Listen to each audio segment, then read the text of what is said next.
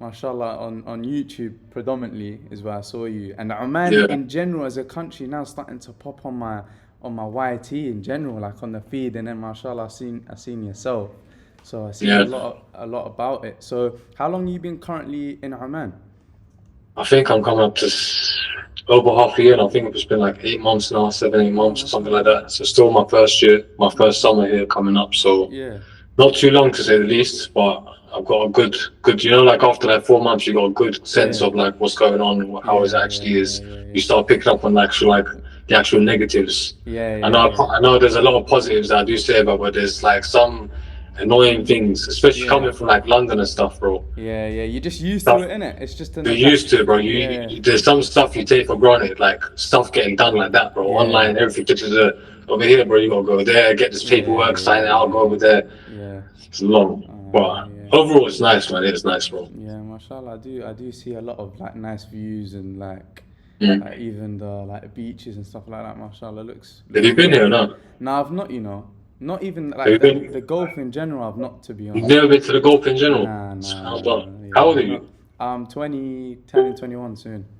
21. Yeah. Well, you obviously need to go to Saudi and do your Umrah and stuff first And of all. of course, inshallah, of course. Inshallah. But yeah, what? Because I saw on your YT, have you been? Is like Oman the first place you went to, or you been I doing a was in little Saudi for travel? a bit. I tried to actually set up shop in Saudi, but that Mm, proved to be nearly impossible. yeah. You know, like man think we're from UK, throw the passport at It them and just say, yeah, yeah, British yeah, yeah. passport. And I'm like, Yeah. just Nah. palm me away. So Yeah. that was a no-go. I stayed there for about 3, 4 months. Mm, I realized it wasn't going anywhere, so I was like, okay, back to square one. Let's yeah. reassess this properly rather than trying to be optimistic and be like, yeah, I want to move to Saudi and trying to Yeah, force yeah, it. You know yeah, what I mean? yeah, yeah. So back to the drawing What board. what was the plan with Saudi, if you don't mind me asking?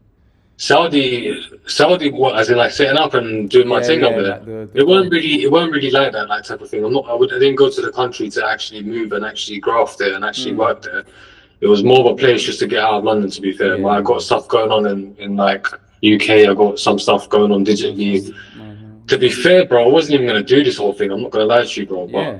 I wanted to just go and just cool off, bro. I'm not gonna lie. I just wanted to Yeah, get out of yeah, London yeah, and just yeah, that's yeah. it. I'm Just the done. I've done duck. my thing, and like I'm cool. I'm comfortable, bro. Yeah, There's something in certain people. I'm sure you got it as well because you're on this hustling thing. When you yeah, sit down, you ain't got nothing to do, and it's yeah, like, yeah, bro, yeah, yeah, this is dead. Like I yeah. can't. I got. Literally, I'm burning in me. I just need literally. to have goals. I need to accomplish stuff. I need to do things. Like You gotta so. keep After like moving. Yeah. yeah, after like 2 months of just chilling, I looked at my wife. I was like, this is dead. I'm not doing this. I need to do that.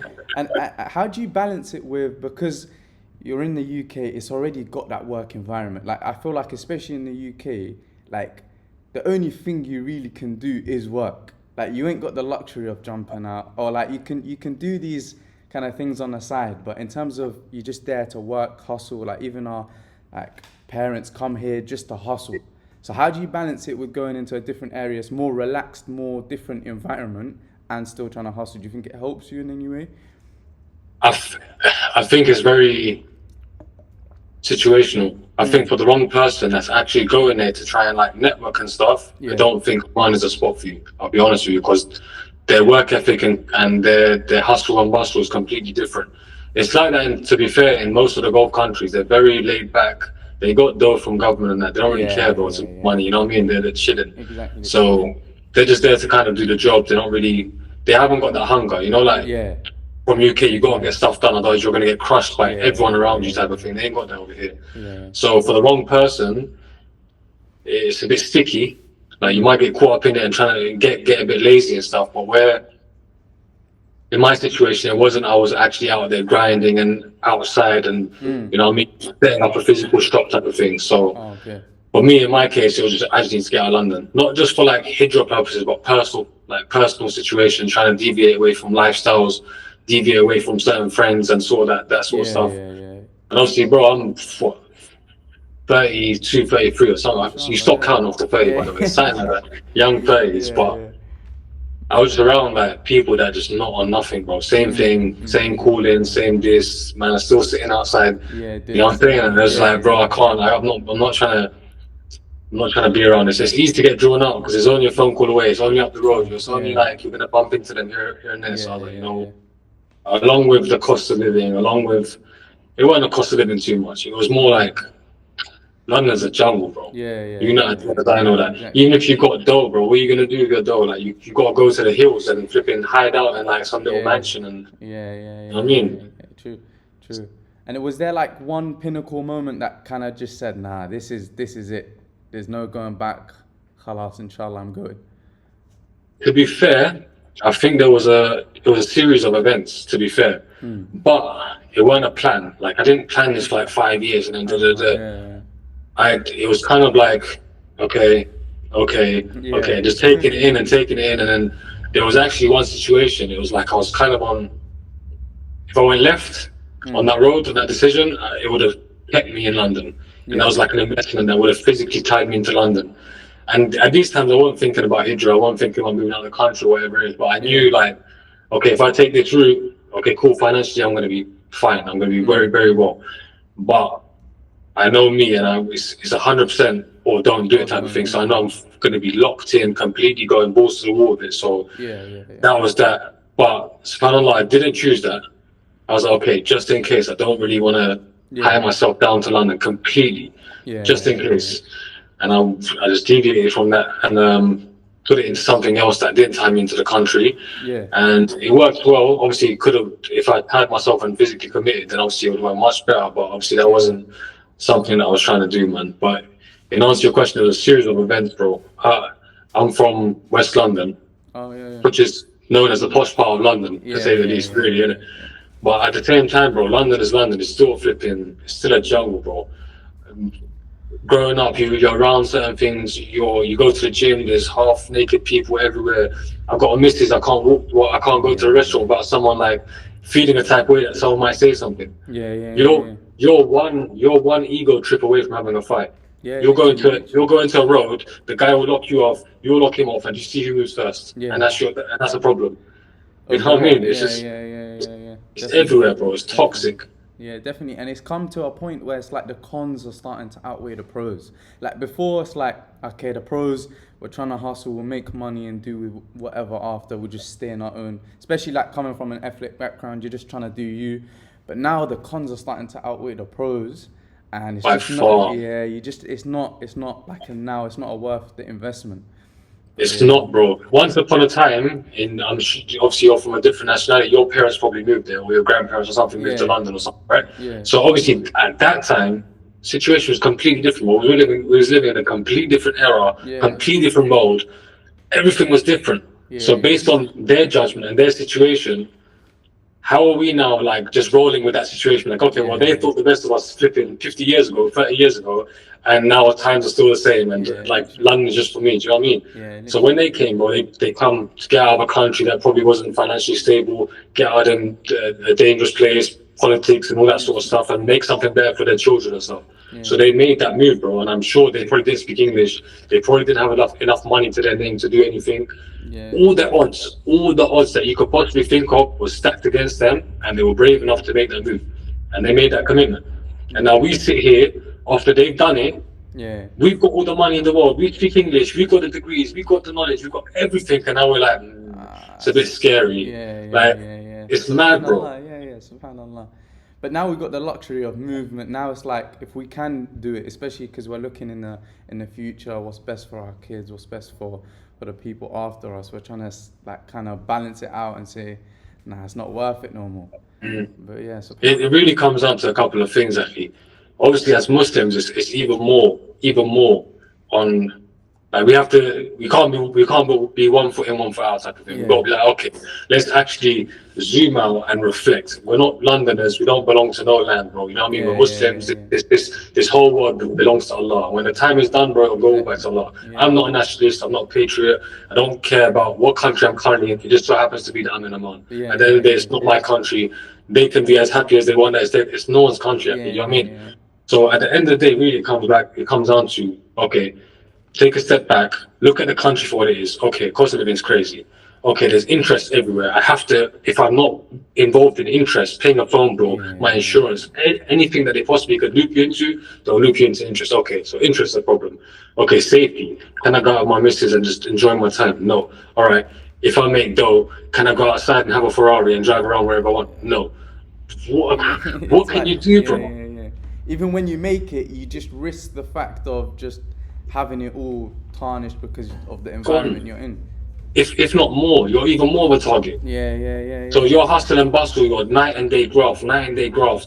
You work 10, 15, 5 years, whatever it is. No one knows that you're in a big Ferrari, you got a Rolex bust down. You know what I mean? Someone's gonna look at you and they're gonna plot on you, track on your car right outside your house. Bro, Range Rover don't insure cars anymore. You know how crazy that is, bro? They're like the most robbed car in London now.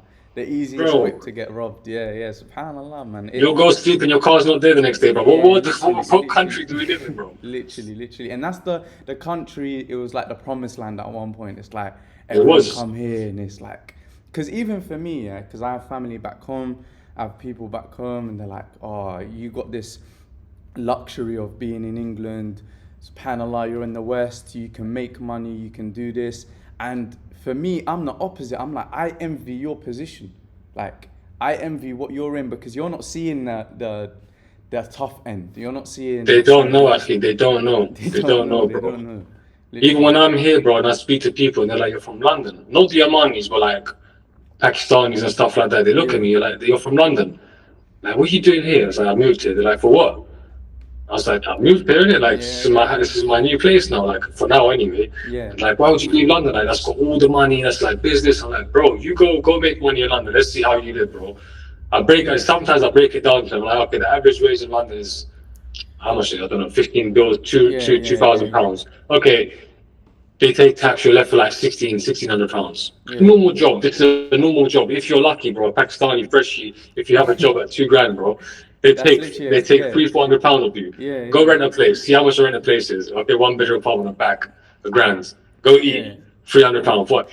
Go drive, like you're left with nothing, bro. They don't understand. Without the tax, without the insurance, anything you want to drive, if you can drive, it's crazy. But they've done it on purpose, bro. They've done it on purpose. Why have they done it on purpose? Because they want to keep you looped into that rat race. There's no getting out. They'll throw you a bone here and there. They might throw you a little bonus. They might throw you a little promotion. It's just all little flipping facades and illusions that get you happy and little endorphins in your head. But realistically, you save. The real narrative is work as hard as you can, save up for a mortgage, get a house, get even more into debt, pay off interest, and that's your dream life, and that's the life to live. But little do you know, bro, you're in school, you go to college, you're in debt for university, you spend 5 years in university to tell you that you're overqualified for the job. Then you got to wait another 5. It's crazy. The system's so rigged.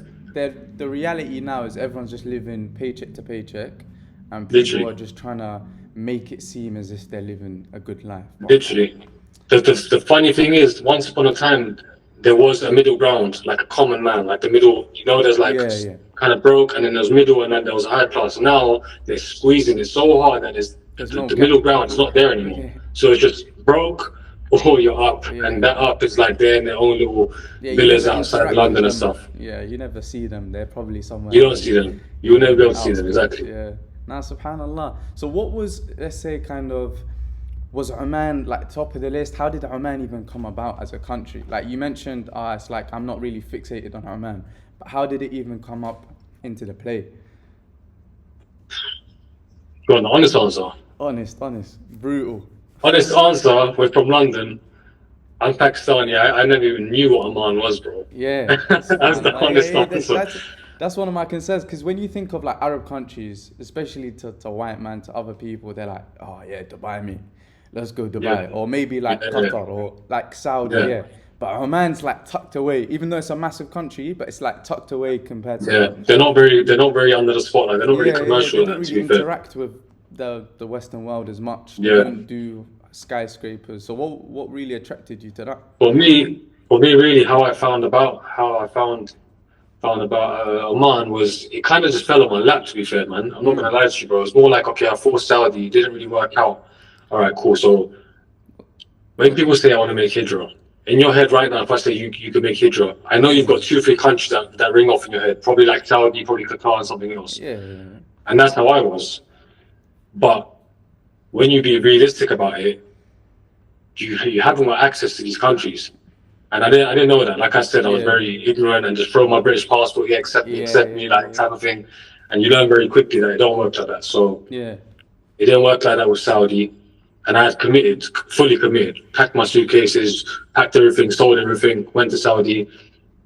It didn't work. So I was like, okay, I can't make that mistake. It was 3 months of my life that I kind of not wasted, because it was actually very, very beautiful. I actually stayed there. I planned it so I was there for Ramadan in Medina while I was staying there. So I spent all my time in Medina. It's one of the most beautiful times, I think. So it was a good experience. I wouldn't say I wasted it, but in terms of actually moving there, I was like, okay, it's not possible. Let me actually go back to the drawing board, start again, and let me see what the options are. And it really, honestly, for a normal person, not even a normal person, most people, it will come down to 3 countries, to say the least. So Qatar is very, very hard to get into unless you got half a M to put in an investment or something like that. It's not really a thing. Saudi's not really a thing, because it's the same thing. I think, on a side note, I think Saudi, they've got a plan for 2030 where they're trying to build up Saudi and stuff. I was seeing it when I was up there, and I knew this is going to really, really bang off. So in 2030, I think they'll unveil Saudi, like, look at Saudi, come kind of thing. I think that's what they're going to do. So I think Saudi will get easier, which will be amazing. But it really comes down to 3 countries, man. It comes down to UAE, obviously, the basic. I was never going to go to Dubai. Never going to happen. What, like, so there was settling down, or in terms of visiting? Like, you think like UAE is a no-go in terms of settling down? I think UAE is a nice place, but I don't think Dubai is a nice place to settle down. Oh, okay. Is it I too think westernized now? someone said this in my comments, and I think they said it the best, bro. He says Dubai is like Kim Kardashian in Abaya. Subhanallah. It's literally like just they're appropriating the culture, so it's like just the glamour of being Arab and Muslim. But that's exactly what it is. It's where the money is, isn't it? Because you have to realize, bro, it's not just the Muslims that want to leave London or Canada or America. These people that are not on board with this whole agenda, they can't afford it. The cost of living, tax, blah blah. This is a whole different other group as well, along with Muslims. So it's a whole different pool of people. They're like, I get people saying, I'm from Canada, I want to move, I can't stand it here, I'm not with this agenda, they're teaching my kids this, that and the other. They're not with it. So the next option for them, obviously, the white man is like, okay, let's go to Dubai. That's what they know, it. But it really comes down to 3 countries, to be fair. Sharjah's quite nice. Sharjah's quite nice. It's not like Dubai is quite conservative. I hear it's a conservative. Conservative. It's a bit more laid back. Emirates is quite nice, man. It's just Dubai is that flashy lifestyle. Just the people that are really kind of up or kind of want to have that network will go that type of thing. It's good to network, to be fair, but as a place to stay, and maybe at the same time, bro, I can't say it's better than UK. Like anything is better than the West. You know what I mean? It's levels ahead, bro. Most countries are better than the West. You got Morocco is better than the West. Algeria is better than the West. So, but as for moving, I think it comes down to 3 countries. I think it'll come down to Malaysia as a viable option. Do you want to travel 16 hours away? Maybe. You know what I mean? Disconnected from like. Even completely. From the UK, even from that, it's its own little world, isn't it? Yeah, completely. And then maybe the English barrier. I'm not too familiar with Malaysia that much, but I know people that have gone there. It's split as well. It's not a fully Muslim country. There's a lot of other groups in there as well. Nice place though. Then you've got Oman, which not a lot of people heard about. And you've got UAE. But Oman just fell on my lap, to be fair. I just come across 1, 2 things. Okay, check, done. And that was it, bro. Nice, subhanAllah. What was the deciding? You just said, it's good vibes, good energy. Just no, I heard. To be fair, it was okay. I like the golf because I went to Saudi. And the golf people are very nice. They're very nice. They didn't speak English, which was a problem over there. So I was like, okay, they speak a little bit of English in Oman. I just heard they speak slightly English. But one thing that swayed me a lot was that the people over there are known to be the most hospitable people within the Gulf. And that was one thing that really swayed me. The nature was one thing that swayed me as well. It's not like sand and desert. They've got wadies, they've got rivers, they've got waterfalls, greenery, beaches, mountains, whatever you name. They've got everything here. And it was just more chilled. I didn't want to go to the hustle and bustle. As much as it's slow, and I kind of like, it's a bit too slow, but you can't have it both ways, you know what I mean? So I didn't want to go too much on the hustle and bustle thing where it's too busy, everything's ram, and so Oman really swayed me in that thing. Visa options were quite easy as well, and To be fair, I kind of knew I had a competitive edge if I did do content and stuff like that, because there's no one in Oman doing it. So realistically, in the back of my head, I was like, okay, if I do this, then I know for a fact I'll smash it. So did you have that in mind before you went? So did you have that in mind? So you wanted to do content creation and then oh, okay. I didn't expect it to do that well, to be fair. Not as soon as it did to like that. I expected it maybe after 6, 7, 8 months, 1 year, maybe come up 2,000, 3,000 subscribers. Bro, I was not ready. I wasn't ready. Subhanallah. Uploaded 2, 3 videos, bro. I was stuck on my laptop for about a week answering to everything. I didn't know what to do with the volume, bro. I didn't know it was my first time trying to handle that volume. And me, I like to help where I can, innit? To a stage where it starts detrimenting me and detrimenting my life. And so I was just plugged on my laptop 24/7 asking me this, I'm helping this guy out. And it just, no matter how much I answer it, I was repeating myself. I read templates how to copy and paste. It wasn't dying. So I shut off the laptop. I was like, okay, I'm just going to create content and hopefully answer these questions and people have their answers rather than it's consuming my life. And are the questions related to just the Oman, just related to like moving out and stuff like that? Or yeah, so typically it was, I understand it, but it's mad, bro, because people ask me some not weird questions, but I don't know how they expect me to know this sort of stuff. Like, they'll ask me stuff like, you're from London. You're born and raised there. What's the visa situation like in London? You won't know. What's the best school in London? What's the top 10 best schools in London? That exactly. And especially you've been there for 6, 8 months. You just fresh into the country. Fresh into the country, bro. I'm getting asked what's the facilities like, what's the Islamic teachings like, this, that, and the other. Like, bro, I don't even know what that's like in London. Like, I understand it though, because obviously if they're trying to make a move, they need to know this information, which I respect and understand. So I do understand that. I don't get frustrated or anything. I'm just like, when I have the answer, when I finally have the answer, I'll answer it. But for now, but to be fair, subhanAllah, I've really doubled down and tried to seek the answers for them questions and network with Omanis, network with some expats here and there, and try and get all the resources for my audience just to provide them with more clarity and stuff like that, because I feel like it is important for them to know. I just released an ebook that I put on my page. It covers most of the stuff I give for free. I just put it out there. It has the top 10 schools, it has the international schools, how much they cost, it has the facilities and all that boring stuff that they want to know about is there. So anyone that wants to know about it, I just leave in the pinned comment and they have all their answers. And it's quite neutral as well. I don't try and glamorize it. Like I said, this is not my land. No, it's not no one's land. I'm not here to sell. I'm not here to sell Oman. Like I get nothing from it. So I'm very open in what it is, man. Exactly, and I think people relate to that more because you're coming from you're from the UK or you lived in London, like you're not from Oman, and you're literally in the same situation as them. So you're just trying to do what's best for you and your family. So that's why a lot of people relate to it, I guess. So for me, I kind of want to, because even in my position, like I want to know, like this isn't even for the viewers. Like I want to genuinely know what is the next advice for someone that wants to move out there but is a bit reluctant. Like for me, I've always had it in mind, but there's something that's like kind of pushing me back, drawing me back, because people. What is that? Is that the fear of the unknown?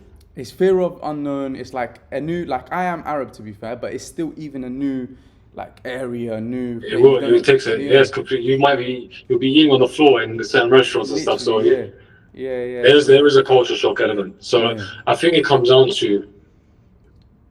It comes down to, bro, you're from London, you're comfortable. That's really what it comes down to. You don't have to move. No one's holding a gun to your head and saying you've got to move or your life's in threat type of thing. You're comfortable. So it's like, I could move, but at the same time, I don't have to move type of thing. You know what I mean? So it comes down to, I think that the fear of the unknown as well is definitely a big factor. Not knowing what's on the other side, how you're going to adapt.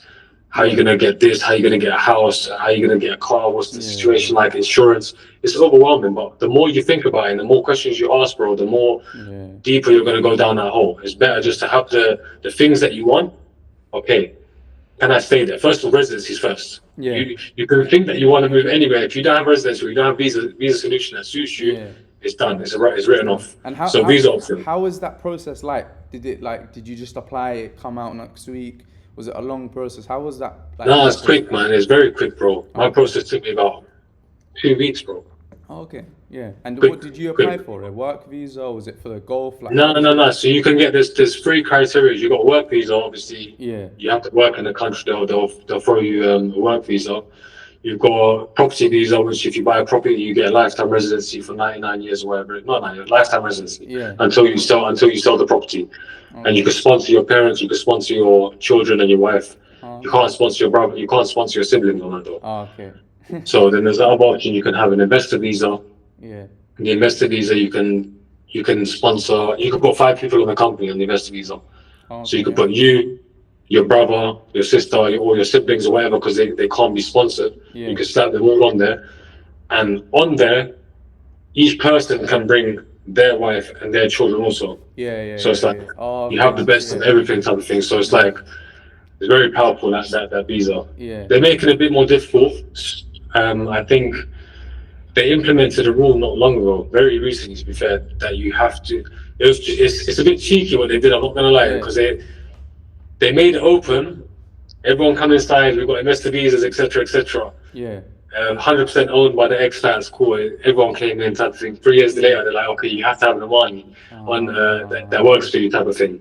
But obviously, we're keeping it real. Like you can hand someone an envelope and say just be on the books type of thing, Yeah. and you're Yeah. working Yeah. with me, and then just show it like that. So it's not difficult. Oh, okay. But the visa options are very, very, very viable. Similar to UAE, I think they have the same visa options, very similar. Yeah. But I think this one's a bit cheaper than UAE, because obviously UAE's they have the agency fees, which obviously because it's in such high demands, they ramp up the prices. Oh, okay. And in terms of like work opportunities for people that want to go, is it like as easy? Is it very competitive to work in Oman? Is it very easy to find a job? What's it like? Next to impossible. Oh, okay. That's I'll be honest with you, it's next to impossible. They have this thing over here called Omanization. And what that is are you familiar with them? I can get a gist of it, but like I Yeah. can. What do you think it is? Like, are they trying to just make everything like Omanis are the like priority? Like, is that Exactly. Yeah. So they have first dibs on everything. The common jobs that phone jobs, car from warehouse, I don't know what jobs are, what work, but all the normal jobs, they are allocated to the people. Like all the meaty jobs, they have been done. So you'd only get the commercial job. You got like dentistry, them teaching, those sort of commercial jobs that you get anywhere across the world. They've got them available. But the Omanization, they fully invested in their own country so that they're not relying on expats where they can come and pay crazy money and pay for their accommodation, etc. So they're trying to build within. I get it from their perspective; it makes sense. They're strong in house. They've got a strong foundation, but at the same time, they're losing out on so much revenue from outsiders and so much exposure. Which maybe in 5 years, maybe 10 years, maybe 2 years, that they're like, okay, now we're trying to scale up. But you got to bear in mind, bro, these Gulf countries only really came to life not long ago. You know what I mean? Dubai built itself up in the last 20 years. It went from 0 to 100, like to everything. Saudi's now doing it, but Qatar's now doing it. But some countries are obviously faster than others. Their kings or their princes or their leaders are probably more ambitious in terms of that. Where over here, everything's kind of laid back, and I think that's just the general vibe over here. So they've got a project coming up for 2040, big project. What, Oman? Oman, yeah. I think I read something like they put 2.8 billion for the first phase. For the first phase, so they're going in with that. That's going to be done by 2040. Yeah. And is that we'll see, man. We'll see. Is that for the general infrastructure, or what's the purpose? They're making a whole new city, within Muscat, though. Muscat, so they're going to build a whole new high rises, a whole new shops, etc., etc. So I'm sure that they're going to try and push investors to come. I'm sure they're going to try and make it where there's more jobs available, etc., for expats and stuff like that. So I'm sure they got plans on how to do it. But they're leaders, they're kings, and they've obviously got systems. They're not relying on oil, and then one day they're going to run out of oil. What do we do now? They plan. They're very calculated. Obviously, they run a country. So I think sooner or later it will change a bit.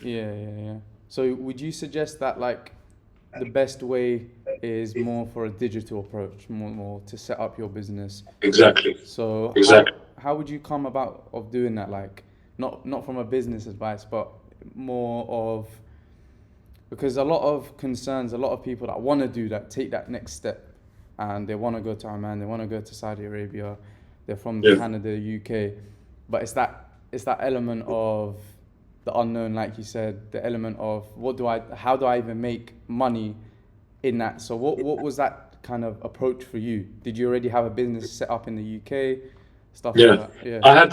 I was stable. I was Oh, stable okay. before I came. I don't recommend anyone coming or moving or making Hijrah comfortably unless you got some sort of income guaranteed coming in. Where worst case scenario, your house is paid for, your Yeah. property is rented, you got food to eat, etc., and you can survive. I Yeah. don't think it's wise to make the move abroad unless you've got that. Yeah. Unless you're a psycho, just a savage, and just want to go, okay, I'm banking on this, I'm going to make it happen, then obviously you want to build different. But Yeah. Yeah. for a normal person, I don't think it's very, it's not very sufficient if they go move abroad and there's Yeah. banking on maybe your work, maybe you want. Oh, You okay. can set up a business here, that if that's what they want, but at the end of the day, what happens if that don't make money? You're not got no money coming in. Yeah. So Yeah. either way, you have to have money to just get you along, regardless Yeah. of what it is. Yeah.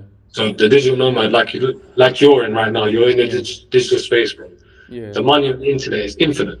Yeah. There's Yeah. no Yeah. cap on it. There's no cap on how much you can earn. People just Yeah. need to utilize that more, man. Yeah. People could sell anything. There's grannies knitting. They're making 100 grand a month knitting and Yeah. teaching other grannies how to knit. How can Yeah. we not, Yeah. as young people, that That are you know what I more, mean? yeah, that are more kind of learned on the internet as well. Yeah, on point. We're more vigilant. We're more Yeah. hustle and bustle. We're more modern. We know how the internet Yeah. works. How have we not got the advantage? Yeah. Yeah. Exactly. Exactly. I don't think that advantage will last long. To be fair, I don't think Yeah. it will last 5 years with the whole AI and stuff coming in. So it's time to just take advantage of it, man. And in terms of like living costs and stuff like that, you think it is feasible to live off that digital nomad life? Like it's not. 100%. Yeah. It's not as much as you think. Like London is, you gotta have like a serious amount coming in just to, Yeah. Yeah. or even if just to survive, you got I don't know, you got to make like 2 grand, or Yeah. like at the bare minimum. Over here, you probably make half of that, and you'll be fine. No, yeah. That's Make good. half. If you make 100 grand, if you got one kid, you got a wife, you'll be alright.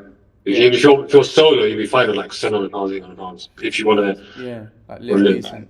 Yeah, but it's not like you'll be living like at poverty. You'll be living comfortably at Yeah. £800 a Yeah. month, Yeah. very comfortably. Yeah. Yeah. 700's like rent from like a one bed in some areas. saying, Like it's crazy. Like I'm up You- in Manchester at the moment, and like you'd say like the north is a bit better than the south, but it's still like costly. Very expensive. It's very expensive. Like, and you're getting like houses that have been built like 30 years ago, 40 years ago. Yeah, Like, it's it's it's crazy. It's not worth it, to be honest. You'll probably get like a 2 bed. Obviously, it's very dependent on what location you're in. Like in Yeah. London, if you're in Knightsbridge, etc., you're obviously gonna be paying a premium. Yeah. But if you're in West London or you're in Acton or just a bit spread out from the actual hub, Yeah. obviously it's cheaper. So if you're in central Muscat, obviously you're going to be paying premium prices. But if you're like 20 minutes out, you might get a 2 bedroom apartment for about £400 a month, £500 a month. If that. Yeah.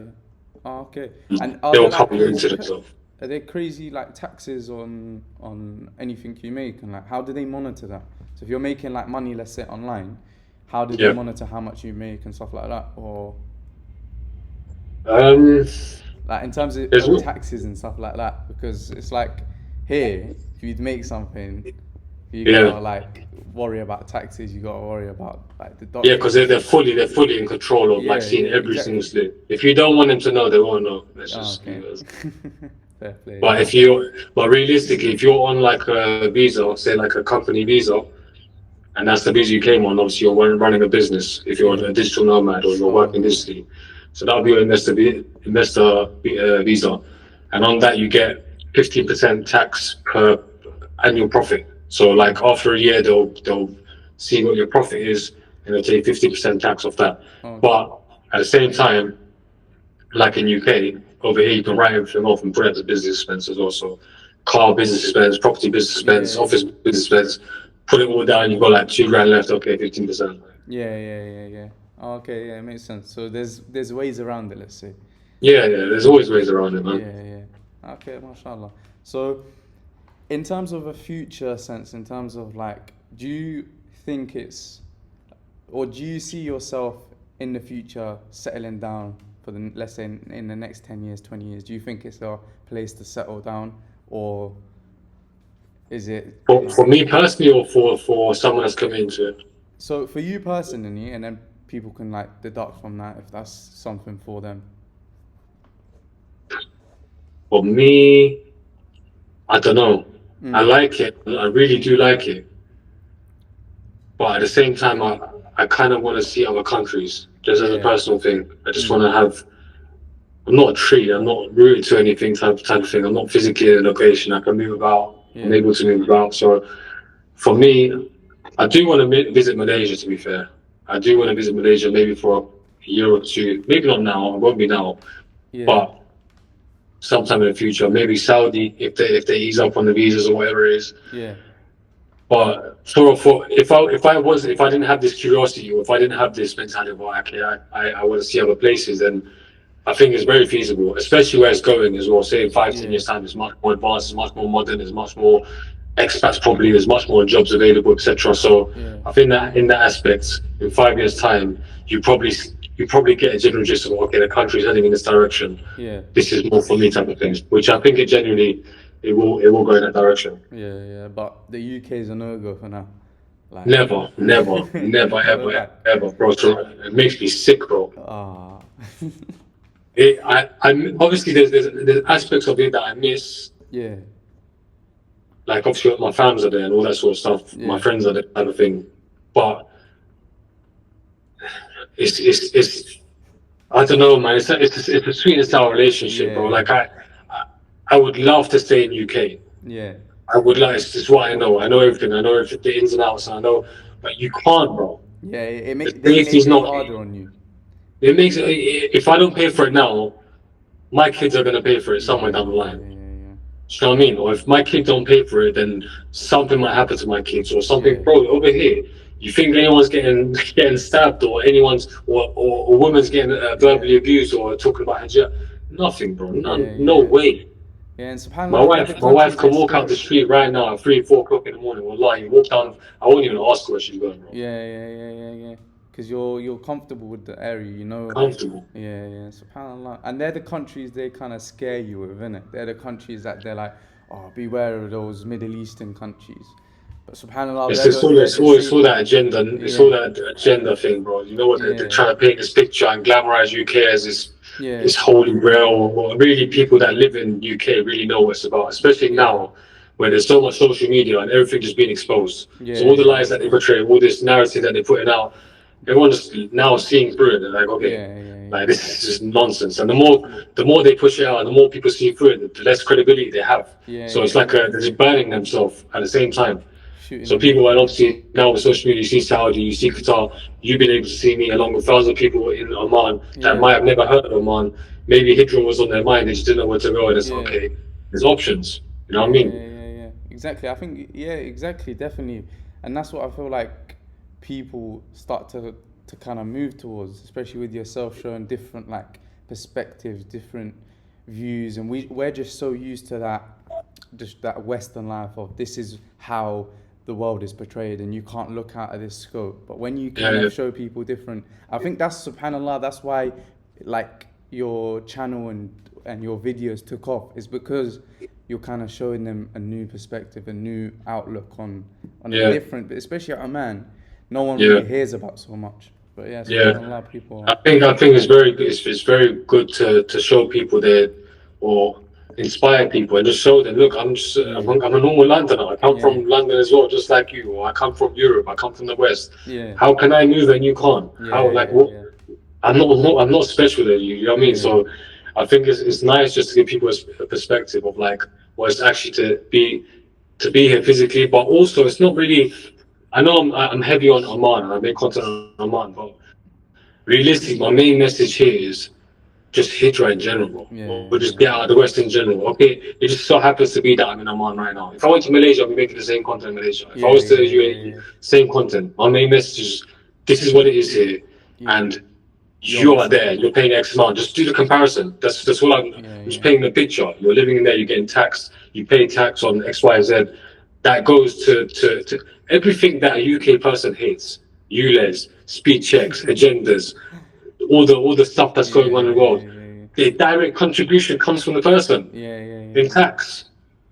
Subhanallah, yeah, yeah, definitely, definitely, and it's like it's weird as well because even from just a Hijrah point of view, you're saying like, oh, it's not even specifically Oman, but even from just a Hijrah point of view, the minute you change the environment you're in, the minute you're in a different environment, it also motivates you to actually like just soak it in, hustle, lock 100%. in, even changing the environment of friends, family, you get 100%. sucked in a bit more. Do you feel Yeah, like that's definitely 100%. for you? Yeah. Yeah, it's night and day different, man. Sometimes even to level up in life, away from Hijrah and away from Islam. Obviously, Islam is your foundation, cool. Yeah. But even as like a personal person that's living in a certain environment or around certain people that are not driven, and you Yeah. just keep getting drawn out, you keep everything so accessible, and it's hard. Yeah. It's hard to go to the gym and there's just people all naked. It's hard to be in summer and drive down the road and there's, you know what I mean? Yeah. It's Yeah. very difficult, and I do really salute the people that are in UK and in the West that are actually on their deen and they're practicing brothers because it's hard for them, bro, Yeah. and they're SubhanAllah. fully on it. Yeah. But for the normal person that might not have that discipline, Yeah. or even for their own reasons, just being drawn out in certain things and being around certain lifestyle and just want to Yeah. get away from it all completely and just have it, even if it's like a month or two, just Yeah. taste Yeah. it, just see what it's like. If you don't taste a different country or you don't get an experience for it, what comparison have you got? Yeah. Even if you What didn't have you like got? it, for so, like even if you didn't maybe like the experience, but at least you can say that you've tried and tested something different, and Exactly. then you And can. you've got something to fall back on and say, Yeah. okay, Yeah. at least I tried. I had 2 months there. It Yeah. wasn't really for me. Cool. Yeah. Then you've got something. But what if you loved it? What if you Yeah. like Yeah. it? What if Exactly. that's where your family would love to go and you Yeah. show them the way? Yeah. One time they showed you the way and they brought you to the country and that was their job. Yeah. You're a grown man now or you're a grown woman now and you can't lead the way and hold your family's hand and say, okay, let's get out there for the better of for you and my kids now. Yeah. Yeah. You know what I mean? It SubhanAllah. works both ways because obviously we're not in the same times as we once was that our family lived there. So Yeah. we got to adapt. That's what it is, just adapting. Yeah. And the whole pendulum swing is just West here is collapsing. It's collapsing. Yeah. Yeah. Cost of living, inflation, finances, agendas, all that sort of stuff. Yeah. And we can't be delusional and think that nothing's happening in the Gulf. I'm not like I said, I'm Yeah. not here to promote it, but as a normal person, you're like, okay, everything's popping off in Saudi. Dubai is absolutely Yeah. going off as well. Qatar held the World Cup there 2 years ago. And all that Everything's push on happening in the people, Gulf. yeah, and all that Western push on like Qatar and like human rights violation and the post feedback to the World Cup, even talking to like Western people, even talking to British people, they're like, it's one of the best World Cups that we've watched. People were respectful. It's like it was a safe place to take my family, and I think even from like us Muslims, we know this is how or what we can expect, and like this is how it should be. But even from a different perspective of non-Muslims and British people, They must have been mind blown. yeah, yeah, it's like people can actually act normal and watch football at the Yeah. same time. It's like they've never Yeah, even yeah. thought of football without being like. There was blasted no out their head. drinking. Yeah, yeah, yeah. There was Subhanallah, no they alcohol loved being it. served, so of course there was no fights. Yeah. The first time they probably watched the football match sober. Yeah, yeah, and they saw so many people getting together in one place. They saw Colombians together, and it's like they're getting now exposed to different perspectives, and now Exactly. people are actually starting to head to a different way. So yeah, Exactly. It's all about just experiencing it, man. Once if you've got the experience in you, or you're just sick and tired of your environment, you've got to do something. Like nothing's gonna change for you. A magic ticket is not gonna come into your hand and say, "Here's a flight to Oman. Go witness it and experience yeah, it." yeah, yeah. You have to make the intention. You have to make the effort. Yeah, Make free some time off and take your family on a holiday. yeah, But if you're actually trying to move here, it's different to going to a holiday. You don't want to go to a hotel, be in the city, live a tourist lifestyle, go to the touristic Yeah. sites. If you want to move here, go get Airbnb in a residential area and live like a normal person for a month and see how you like it. To be fair, that's what you see a lot of people do. They're trying to get away from that life, but then do the same thing that they was doing in the UK. So you've gone all the way to like Dubai, for instance, but you're doing up lounges and you're doing up the same thing that you was doing in They just Dubai. want to do it when Yeah. they don't get robbed, bro. Yeah, exactly. They want to keep their. That's all it is. They don't want to get shanked. That's all it is. Yeah, Well, each to their own. You know what I mean? yeah, If that's the fam. life that they want to live, just in a safer environment, like we Yeah, was talking true. about. If they have Yeah, finances and they can't flex in London, then what's the point in having the money? yeah, true, If they true, want to go true. flex in Dubai and absolutely get outdone by all the Emiratis with all Yeah, their yeah, money, then if that's the life they want to live, then hey, yeah, by all means, man, go yeah, for it. yeah. Alhamdulillah. Even like, just I remember, like being in Muslim countries, even just hearing the adhan, hearing people like it just motivates you to be a better person, be a better Muslim. So did you find the same thing in Oman? Yeah, 100%, man. I haven't looked at my Muslim app in like Yeah, since I've been here, bro. I hear the adhan outside and it's beautiful. It does so much for you. You see it, how much of an effort it is in London to get yeah, up and go to the masjid and it's okay, it's a Jum'ah thing and that's it. And like, yeah, okay. yeah, yeah, But when it's around the corner and the adhan's going and everyone's going and it's normal day to day living. yeah, And yeah, what that actually does for your soul without you knowing it, you're spending so much time in the masjid. Okay, you're there before the masjid. What you can do, just yeah, yeah, roll your fingers and look into the sky. Okay, you're going to pick up the Quran, you're going to read the Quran, and whatever it is, you're going to be in yeah, the house of Allah type of thing. So it goes a long way. It goes a long way without you noticing. And then yeah, obviously, once they get stronger, it might pull you to something more. You might want to yeah, learn something more about, okay, I understand the Quran. I love it. I'm Pakistani, I don't understand it. Let me learn Arabic. yeah, yeah, And yeah, it yeah, rolls over. It's a compound effect. But if you're not in that environment, how yeah. do you expect to be exposed to all these good things? Yeah, exactly, exactly. Yeah, subhanallah. Definitely. So did you find any like in terms of experiences in Oman, like obviously coming from a different background, you're not Arab yourself. Did you find that like it was hard? Was there like any bad experiences? What in terms of your experience, how was it? Bad experiences. Bad experiences. Like a situation. Yeah, like situations that have happened that like kind of made you think of it different. I don't think there's not hand on heart. There's not been a situation where I'm like didn't like that or that was a Yeah, bit kind of weird. yeah, There's not been a single situation. But if you're talking about like negatives and stuff like that, yeah, there is negatives. Obviously, like I was saying to you earlier, it's very slow. Obviously, it's nice in certain aspects when you're walking about and everything's nice and chilled. Everyone's yeah, communicating, everyone's friendly. When you want things done, bro, and you're like, okay, yeah, like I've got a meeting, I've got an interview, I've got to do this, I've got to do that. And then you're there signing a form and stuff and take this yeah, form, go over there. That's yeah, one of the more negatives. Yeah, it's going to be so weird to say. It's another negative. I don't know if it counts as a negative. It's a good problem to have. yeah. They're very friendly, Oh, okay, very alhamdulillah. friendly. Yeah, So, for example, today, my car, there's something wrong with my car, my brake wasn't working. So I went to the garage with one of my Omani friends, one of my yeah, neighbors. He's like, oh, I'll take you, I'll take you. I was like, no, it's all right, no worries, it's okay. He said, no, he's very insistent. It's fine by me. I still wanted pressure a minute, so yeah, I yeah, was yeah. like, cool. Jumped in his car, went to fix the car, etc., etc. So we've gone to the garage now, and the guy's diagnosed it, and he's like, okay, well, this is the problem. Go to that garage over there. This is the guy for you. And he's called in Yeah, front of me, etc., etc. He's got the part and everything. I was like, okay, cool. Jump back to my friend's car. So yeah, let's go to him. He's like, let's go see if we can get it cheap up the road. Because it's full of garages, and it's full of yeah, garages, like yeah, yeah, 100 garages. It's a whole strip of garages. Like, oh, let's go see if for price comparison, see if we can get it cheaper. In my head, I'm like, I don't really care, bro. But like, all right, yeah, cool. I was like, okay, it's a good idea. We went to one shop. I went inside, spoke to the guy. The guy's taking ages. First day at the job, blah blah. I was like, bro, have you got it or not? He's like, I'm ordering it for you. I'm like, bro, I didn't ask you to order it. I asked you if you have you got it. it. Yeah, He yeah, he didn't have it. Walked back outside. He's like, oh yeah, let's go check that one. In my head, I'm like, I tried to like, I was like, bro, no, let's go there. yeah, He yeah. said, no, let's go. So this happened like 3 or 4 times, bro, shop Oh, to shop, and yeah, it's like kind of awkward. You're like, bro, yeah, no, I yeah, want to go there type thing. So they kind of yeah, go yeah, above and beyond. But God bless them, man. They're very, very, very friendly, very yeah. friendly. Wallahi, some of the most friendliest people I ever met in my life. They'll go above and beyond for you. Then he's called me to his house, come have some food.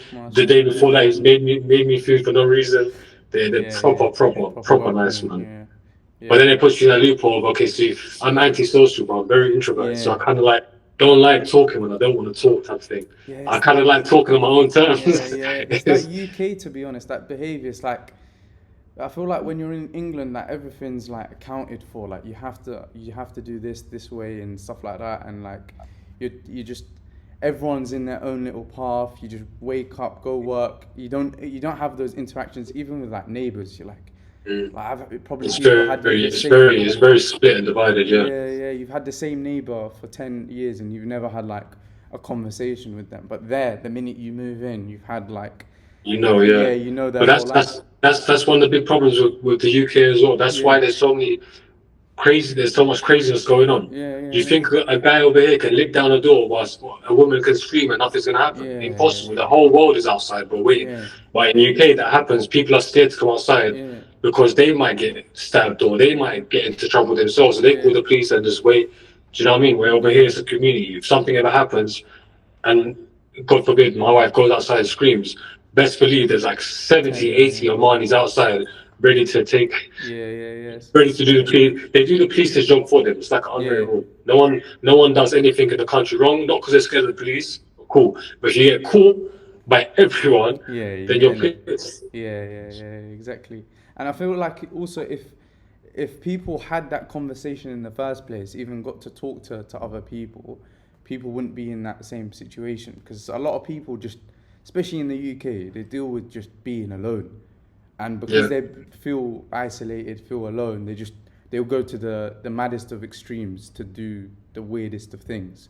So if you even had that conversation with them, made them feel like welcomed and stuff like that, they wouldn't even go to that extreme. 100%. They're not comforted. There's no one there to support them. There's no one there to hold their hand or help them when they're down, or no one to help them, take them to the garage. Yeah, It's every man for themselves. It's a Gaza. It's literally. literally like a jungle where you Yeah, fight for yourself and the dog eat dog world, and the strong survive. That's literally yeah, what it is.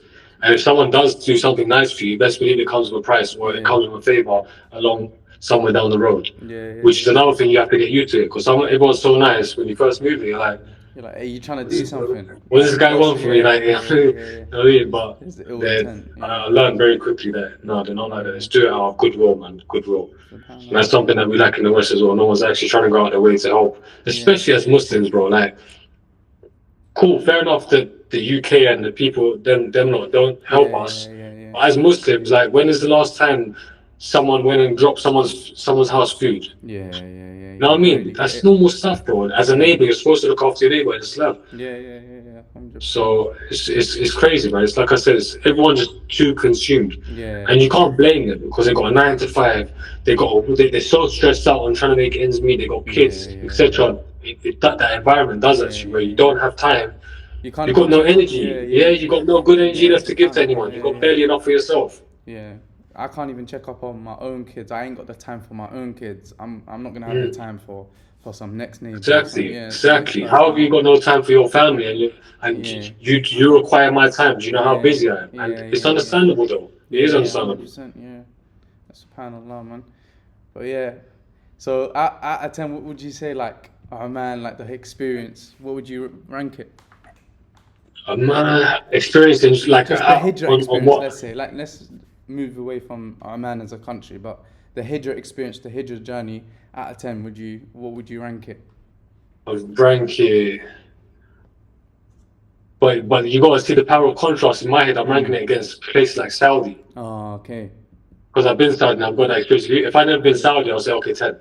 Oh, But then okay. like I've lived, or not 10, I would probably say, okay, with these Saudis are the pinnacle for me. I think Saudi are 10. 10. If you can get into Saudi and you can live, I don't know about Riyadh or stuff like that, Where but was if you, you brother? can live, I was in Medina. Oh, okay, yeah. I was But in Medina. Medina, like, on its own is a different world, isn't Complete, it? complete, but not in like next to the Masjid Nabawi, not like them. Actually, like in As a city. Medina's big. Yeah. Medina's big. So I was like outside in another area of Medina that was like 20, 30 minutes away. Yeah. But just being around the masjid there, etc., People are speaking Arabic and stuff. Yeah. But that's a good 10. If anyone can move to Saudi, I would say even, I don't know. I can't comment on Riyadh because I don't know. But Saudi's a very nice country. People are very nice.